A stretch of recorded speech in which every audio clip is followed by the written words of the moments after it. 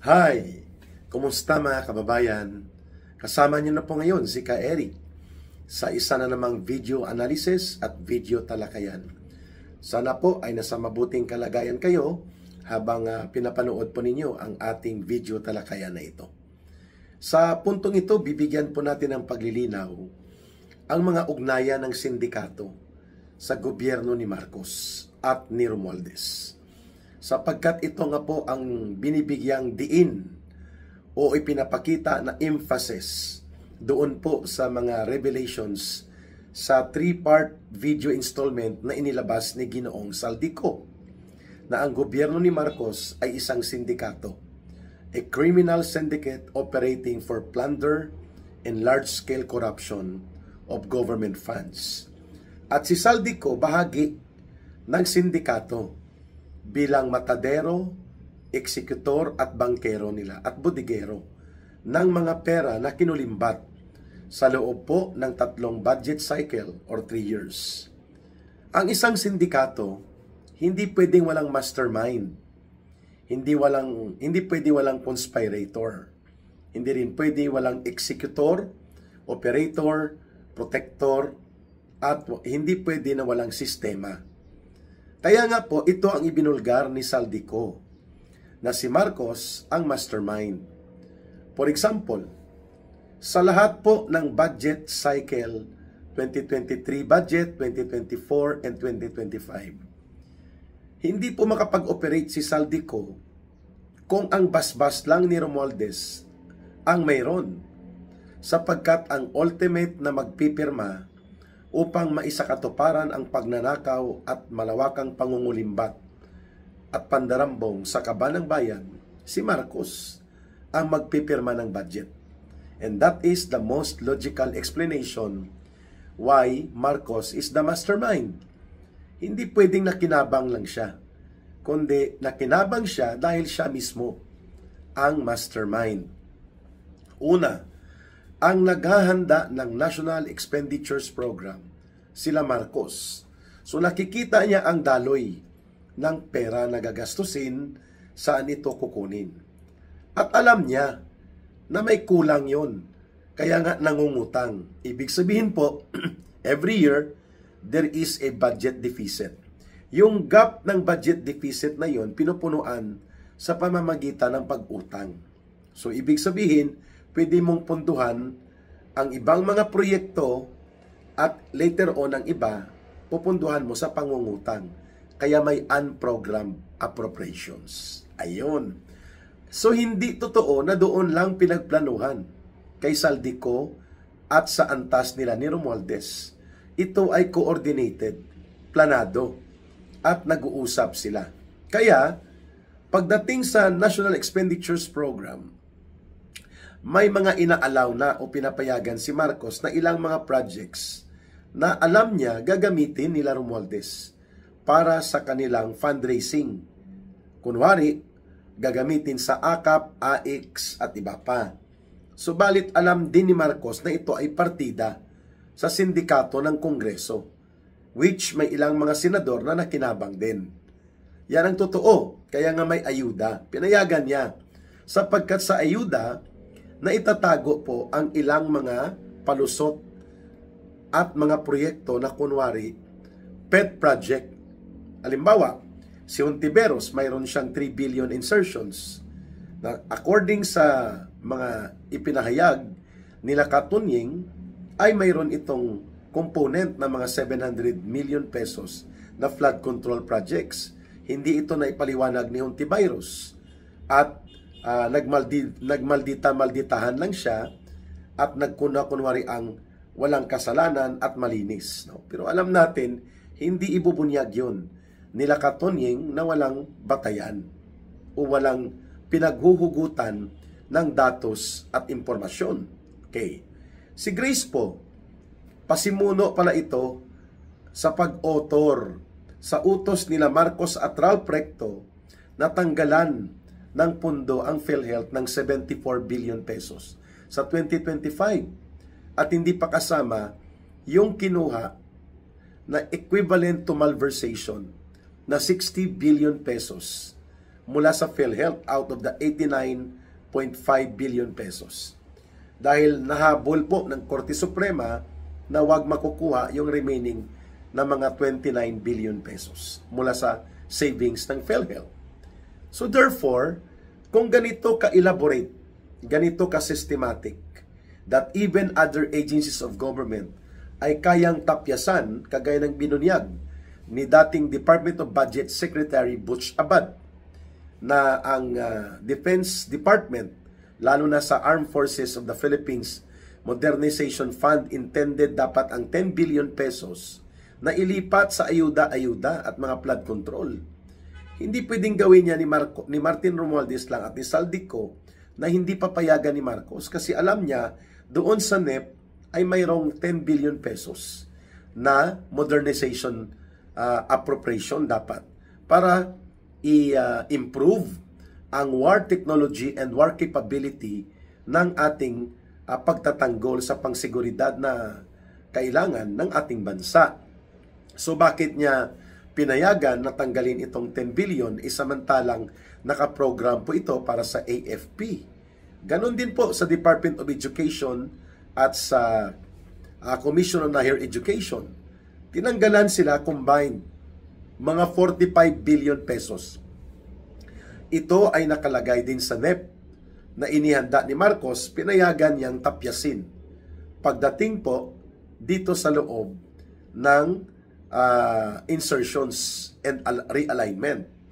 Ano po ang ipinapakita nito?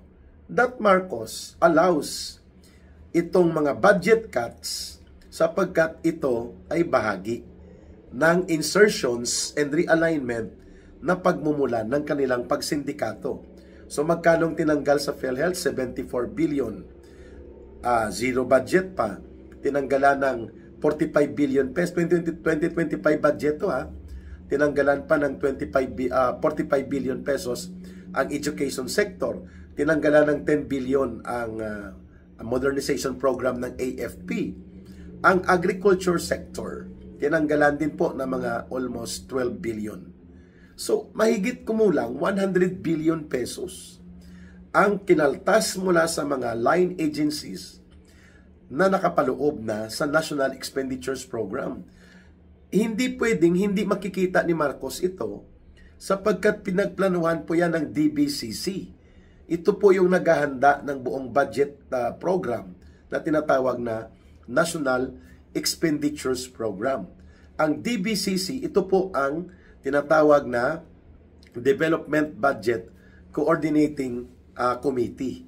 Ito po ay parang consultative and recommendatory na grupo ng mga financial and economic experts na tumutulong sa pagbubuo ng budget sa isang taon ng buong gobyerno. So, alam ni Marcos, kasi bago ipapasok ang NEP for deliberations and review, at hanggang sa mabuo ang budget bill at babalik kay Marcos matapos ito reviewin, kunwari, at mabuo ng approval mula sa dalawang kapulungan ng Kongreso, ang House of Representatives at ang Senado, makikita ni Marcos kung tinanggalan ng pondo ang mga line agencies of government. Maliban na lang kung nakapikit ang kanyang mata, natutulog siya, at ang kanyang kamay nakagapos at ang nagpipirma yung teorya ni Lacson na sila Bersamin at Pangandaman at mga undersecretaries, which are highly unbelievable. Ganon po. Kaya ang sindikato ni Marcos, siya mismo ang namumuno. Kaya tama ang binabanggit ni Saldico na mayroong 100 billion insertions na hinilot, pinahilot at minanipulate nila sa BICAM. Kasi sa BICAM, wala na pong oversight review and evaluation. Tapos na po ang mga committee review at mga deliberations on the plenary. Kaya inaayos na lang sana sa BICAM yung ilang mga hindi pa nagkakasundo doon sa proposed bill for the budget. Subalit yung buong laman niya natalakay na. At doon po sa BICAM, wala nang oversight. Wala nang plenary review, wala nang plenary review sa Senate at sa House of Representatives. Pwede nang magpalusot. Kaya ang instructions ni Pangandaman were very clear na gusto ni Marcos Jr. sa 2025 budget makapagpalusot siya ng 100 billion pesos na insertions. At hahanapan niya nila Saldico at Martin Romualdez. Kaya nag-verify si Saldico kay Yusek Adrian Bersamin at pati kay Jojo Cades. At itong mga taong ito, nag-verify din si Saldico kay Martin Romualdez. So papaano na hindi malalaman ni Marcos ang mga pangyayari, pati nga ang mga dapat na sa kanyang paligid na siyang pinanggagalingan ng kanyang mga utos, nag-verify mismo si Ginoong Saldico kung tama ang instructions. At tumutugma sa sagot ni Martin Romualdez. What the President wants, he gets. Ibig sabihin po, utos talaga niya. The way Saldico describes it, hindi niya kayang gawin na siya lang lahat sapagkat bubukol at mabibisto ang sindikato kung hindi involved ang mastermind sa buong operations. Kaya, naniniwala ang taong bayan na totoo at tama ang binanggit ni Saldico na pina-advance ni Marcos ang 25 billion pesos doon sa insertions na yun sapagkat itatago yun sa loob ng DPWH. So papupunduhan niya yun at bahala na ang mga projects ng DPWH kung gagawing ghost o hindi. Basta nakuha niya ang 25 billion pesos. Kaya ang ibang projects doon at ibang mga programa sa ibang mga line items inilipat sa unprogrammed appropriations para itago na may insertions. Bali na displace po ang mga line items na dapat nakaprogram according to the National Expenditures Program sapagkat ipinilit ni Marcos na sa DPWH ipasok ang 100 billion pesos sapagkat gagawing mga ghost projects ito. O kaya mga sindikato na proyekto. Hausyaw, peke, o kaya substandard. At ang malala, ghost talaga. At ito, nangyari sa maraming lugar. Ang ganitong paglalahad ni Saldico, Bulacan, Mindoro, Ilocos Norte, Cebu, at iba pang bahagi ng Metro Manila. Kasi pinayagan din ni Marcos ang sindikato sa Kongreso na makakuha din sila ng mga flood control projects. Between 500 million to 2 billion to 3 billion. Siyempre yung pinakamalaki, si Saldico at si Martin Romualdez. At nakita ito ni Marcos na mayroon pang mga sindikato sa likod niya na mas malaki din ang kinikita like si Garjola, si Congressman Mumo, si Congressman Garjola. Hindi po ito nasisiyasat. Kaya umalma siya, bubukol ito, sasabog talaga ito. Sa Bulacan alone, sabi ni Saldico, 56 billion dyan ang kita nila Marcos. At diniliver yan kay Martin Romualdez at kay Marcos. That means, kung equal share si Marcos at si Romualdez, at totoo ang binabanggit ni Saldico na hindi siya nakinabang, which is hardly to believe, malamang hindi rin bababa sa 20 billion ang share ni Marcos sa mga Bulacan ghost projects. 20 billion din kay Martin Romualdez. At ang naiwan na mga 10 billion mahigit kay Saldico. Yun ang mas totoo. Ayun. Kasi hindi naman pwede paniwalaan lahat ng sinasabi ni Saldico, pero we can see through the truth na mayroong katotohanan ang binabanggit niya. But one thing is sure, ang lahat po ng galamay ng sindikatong ito na kung saan nagkakaroon ng mga pag-uunsihan ay hindi magaganap kung hindi pinagplanuhan. At ang pagpaplano nagmumula kay Marcos. Si Martin Romualdez ang kanyang chief conspirator. Ang kanilang principal executor, si Saldico. At ang gang of syndicates nila na mga kongresistang pinangalanan dati ni Mayor Magalong at ilang senador na nasa sangkot, partikular si Lola Grace Poe na nagmamalinis-malinis pa at yun pala kasabwat doon sa vice scam. Kaya nga vice scam kasi sindikato din ang kanilang ginawa. Ayun. All roads point to Marcos. At babalikan natin ang take-off ni Ka Eric. The logic is very simple.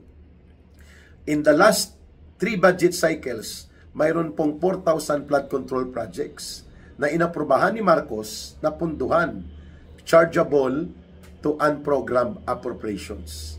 Meaning, only the President can approve the release of funding kung saan kukunin sa utang, sa new taxes, at sa mga kinuha na savings ng government agencies and corporations, GOCCs. Ibig sabihin, alam ni Marcos na ang mga proyektong ito na nakawin. Subalit dahil nakuha na niyang parte niya, kailangan niyang ipatupad at doon niya chinarge sa unprogrammed appropriations. Hindi pa kasama ang iba pang pinagnanakaw na nasa line items na may SOP din po siya. Sabi ni Saldico, mayroon sila ni Martin Romualdez at si Marcos na mga 32 billion pesos sa National Irrigation Administration at mga mahigit 20 billion pesos na pinatong nila sa National Electrification Administration sa mga solar projects. Hindi pa po kasama ang mga proyekto doon sa Department of Health na mayroon din pong anomalya na mga ghost projects of health centers, medical center projects na puno ng anomalya dahil pinagnakawan din.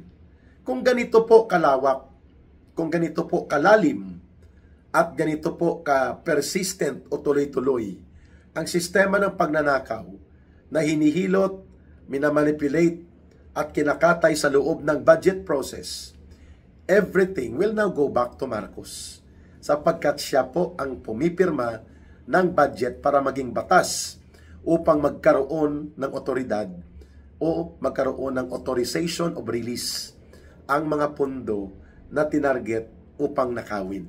Kaya pala taon-taon, hindi bababa between 1.2 trillion pesos to 1.4 trillion pesos ang inuutang ng gobyerno ni Marcos. At ito ay ipinangtatapal sa pinagnanakaw nila at kinukulimbat. This is terrible. The worst ever government to ever exist in the Philippines. At ito ay nagaganap samantalang nagugumon at nalululong sa droga ang presidente. So, hindi lang po addiction sa droga, mayroon si Marcos, kundi addiction din po sa pagkamkam at pangungulimbat at pagnanakaw at pangungurakot sa kaban ng bayan. By the way, things are being revealed by Saldico, among other revelations na nagpapakita na totoo na idinideliver cash ang mga pera papunta kay Marcos at kay Romualdez. So, what makes Saldico believable na hindi niya kayang gawin ito dahil hindi siya ang mastermind, kundi siya ang chief executor, bodigero ng pera, kolektor at bankero ni Marcos at ni Romualdez? The authority significance. Ang authoritative significance nanggagaling kay Marcos pababa kay Romualdez papunta kay Saldico. Yan ang line of authoritative significance na nagbibigay kay Saldico ng lakas ng loob at tibay ng kanyang sikmura na gawin ito dahil pinapayungan at sinasalo ni Romualdez at ni Marcos ang kanyang ginagawa kasabwat ang mga sindikato nila sa loob ng House of Representatives. At may mga ilang senador na nakinabang, halimbawa, nabisto na ngayon na may insertion si Marcos sa kanyang office mismo na wala sa program ng National Expenditures Program na NEP 5 billion mahigit sa Office of the President. Nang tinanong ito kung ano ito, locally funded projects daw in behalf of the Office of the President. Wow. So from 10 billion mahigit na Office of the President budget, naging 15 billion mahigit. 5 billion ang ipinasok para sa 2025. At yun ay, sabi ni Saldico, bahagi ng ninanakaw ni Marcos. 5 billion.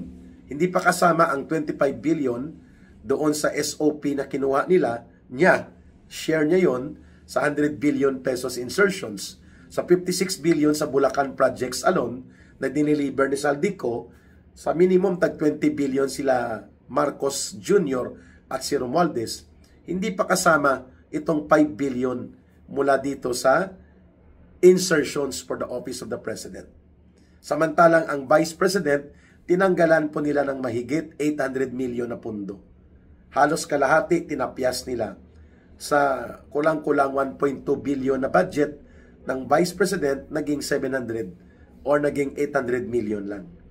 Kulang-kulang 500 million ang kinuha nila. Kita nyo mga kababayan, hindi pa kasama ang 4.8 billion pesos na confidential fund ni Marcos for 2025 alone. And every confidential fund ni Marcos from 2023, 2024, and 2025 to the last centavo, ubos po ito. On the average, 4.5 to 4.8 billion pesos po yan taon-taon. Hindi pa kasama itong 5 billion insertions. Terrible. At syempre, yung binabanggit ni Saldico sa National Irrigation Administration at sa National Electrification Administration. And ito pa ang matindi. Nagkaroon din ng insertions ang Senate na 1 billion pesos during the time of Chis Escudero.